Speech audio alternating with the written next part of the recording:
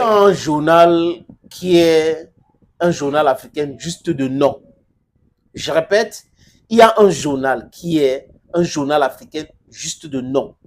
Mais le fond de ce journal est européen, est occidental. La presse en question s'appelle Jeune Afrique. Je ne sais pas en quoi est-ce que Jeune Afrique est jeune. Mais Jeune Afrique fonctionne exactement comme les correspondants des médias mensonges qui pullulent chez nous.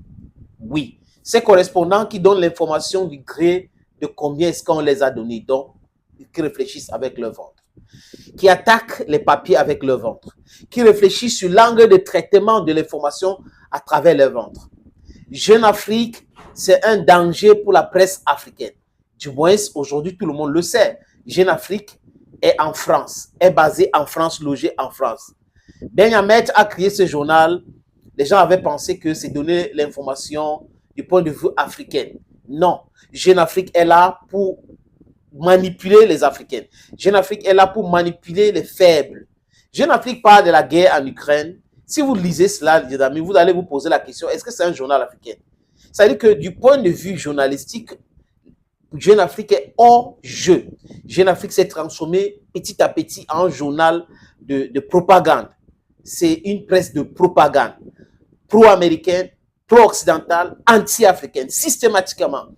Si les Occidentaux disent que Sénégal, Oxfam, Sonko, vraiment, ce n'est pas Jeune Afrique comme des perroquets, les journalistes de Jeune Afrique comme des perroquets vont venir répéter la même chose. J'ai l'impression que le statut même aujourd'hui de Jeune Afrique est occidental. J'ai même l'impression encore que Jeune Afrique n'a pas tellement de journalistes, que ce n'est que quelques personnes qui sont payées à longueur de journée par des agences de communication pour pouvoir distiller du mensonge et manipuler l'opinion publique africaine. Mais Jeune Afrique devait se rendre compte aujourd'hui que les gens sont bien outillés. Ce n'est pas comme hier. C'est-à-dire que cet instrument qu'ils utilisaient pour mettre la pression sur la classe gouvernante, pour les donner de l'argent et autres, c'est fini cela. Les jeunes Africains aujourd'hui sont sur autre chose, sur notre combat. C'est pour cette raison que ce journal a perdu de sa valeur, de son importance. Pourquoi? Quand vous lisez Jeune Afrique, quand Jeune Afrique parle du Mali, vous avez l'impression que c'est le journal Le Monde qui parle, ou c'est Figaro, ou Libération qui parle. Vous avez l'impression que c'est New York Times, ou c'est Washington Post qui parle de l'Afrique. Quand vous lisez Jeune Afrique, vous avez l'impression que c'est The Bild qui parle, ou c'est The Times, c'est The Economics qui parle. Jeune Afrique est Afrique juste par le nom. Mais comment comprendre que... il faut qu'ils changent de nom, c'est Vieux Afrique maintenant. Parce qu'ils sont dans l'ancienne génération. Ils sont dans l'ancienne pensée. Ils sont dans l'ancienne pensée colonialiste.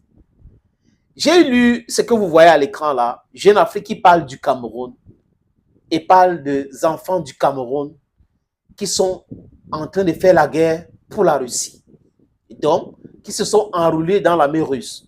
Et qu'au front, c'est difficile pour eux. Ils sont en train de pleurer et autres. Jeune Afrique les a interviewés. Et quand vous lisez l'article, vous vous rendez compte que c'est un tissu de mensonges, de ramassis, du Congo, ça, par-ci, par-là. Un travail journalistique bien fait ne ressemble pas à cette histoire que Jeune Afrique a écrite. Je comprends pourquoi le Mali a interdit Jeune Afrique. Je comprends pourquoi le Burkina Faso ne veut pas voir cette feuille de chou. Je comprends pourquoi ce journal est ce qu'il est aujourd'hui.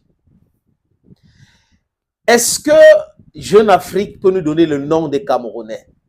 Ils travaillent, ils sont en train de faire la guerre dans quelle brigade? Ils sont là depuis combien de temps? Voilà les questions que les journalistes Google dans Jeune Afrique n'arrivent pas à répondre. Ils ne peuvent même pas répondre. Il n'y a pas un début de commencement de réponse à cette question. Ce qui les intéresse, c'est d'interviewer Anthony Blinken pour dire des choses, le Mali, le Niger, vraiment, on a fait ceci, on a fait cela. Jeune Afrique n'a plus de journalistes. Je répète, Jeune Afrique n'a plus de journalistes. Jeune Afrique a des propagandes. Jeune Afrique a des communicants. Jeune Afrique devrait savoir qu'aujourd'hui, les Africaines sont anti-Occident. Et les raisons sont multiples. Le racisme qui sévit, les injures répétées, le fait qu'on refuse que les Africains voyagent alors que l'Occident pille l'Afrique de façon systématique. Je ne dédouane pas ici les prévaricateurs.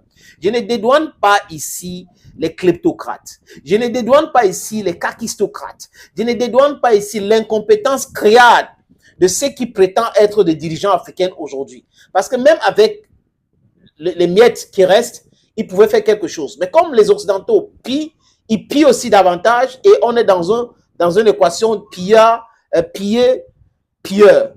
Voilà. Donc on vous pille, vous vous pillez vous-même. Et vous mettez cet argent-là où? Dans les banques en Occident. C'est ça le drame. Mais quand la presse, le rôle de la presse, c'est quoi? Ce n'est pas uniquement pour informer. Surtout quand chaque presse a ses réalités. Si vous allez aux États-Unis d'Amérique, la presse américaine donne les informations du point de vue américain. Donc, la diplomatie américaine, le regard américain du monde. Quand vous regardez la Russie, la presse russe donne l'information du point de vue russe et vend ça dans le monde. La presse chinoise, exactement. La presse française joue exactement ce rôle. La presse britannique joue exactement ce rôle. Mais quand vous avez des mercenaires qui utilisent le nom d'Afrique dans leur journal alors que ça ne représente jamais l'Afrique pour faire du African bashing, ça fait du mal. Ça fait du mal. Si les agents de communication ont donné de l'argent à Jeune Afrique, il dit si, pour que Jeune Afrique sape le moral des Africains concernant le soutien à la Russie, c'est que Jeune Afrique ment. Il y a des Africains prêts aujourd'hui, si la Russie de façon ouverte dit, venez, on veut des Africains pour faire la guerre, vous allez compter des millions et des millions d'Africains, des jeunes Africains qui vont aller. J'ai dit, vous allez compter des millions et des millions d'Africains qui vont y aller pour faire la guerre. Donc, Jeune Afrique ne décourage personne. Jeune Afrique se décourage. Et les gens qui payent ou qui seraient derrière ces manipulations-là, en utilisant des propagandistes, anciens journalistes des Jeunes d'Afrique, sont hors sujet. Aucun Camerounais digne de ce nom ne peut être découragé par cela. Tout le monde connaît le résultat de la guerre. Les gens qui partent faire la guerre, là, ils savent que ce n'est pas une balade de santé. Ils savent très bien. Donc, ce n'est pas à ce journal de venir dire que les Camerounais qui sont là sont bloqués. Bloqués par rapport à quoi? Quand les Africains étaient bloqués, ceux qui voulaient partir de l'Ukraine, qui fréquentaient là-bas, qui allaient à l'école, traverser la Pologne, on l'a refusé, on les a refusés, cela, n'est-ce pas? On a dit que non, c'est les Africains qui doivent rester là-bas. On a même utilisé certains pour faire la guerre. Jeune Afrique avait dit quoi? Jeune Afrique n'a rien dit parce que les financiers de Jeune Afrique étaient d'accord avec cet état des choses. Ceux qui financent Jeune Afrique aujourd'hui sont pour la guerre, l'enlisement de la guerre en Ukraine. Donc, du coup, Jeune Afrique ne se cache pas pour montrer son soutien à l'Ukraine. Jeune Afrique ne se cache pas pour montrer son bashing contre Ibrahim Traoré. Jeune Afrique ne se cache pas pour montrer son bashing contre Assimi Goïta. Jeune Afrique ne se cache pas pour montrer son bashing contre Ibrahim Abdourahmane Tiani. Jeune Afrique ne se cache pas pour montrer son soutien à Alassane Dramane Ouattara. Jeune Afrique ne s'est pas caché pour montrer son soutien à Macky Sall. Donc, et à Patrice Talon. Donc, vous comprenez que Jeune Afrique soutient les gens que la France soutient. Donc, les idéologies françaises sont soutenues par Jeune Afrique, alors qu'on est en train de parler d'un journal qui est supposé être un journal qui donne les informations africaines au monde, ou la compréhension de l'actualité du point de vue africain. What a shame. Thank you, friends, for always watching videos on this platform. Thank you again. Bye-bye.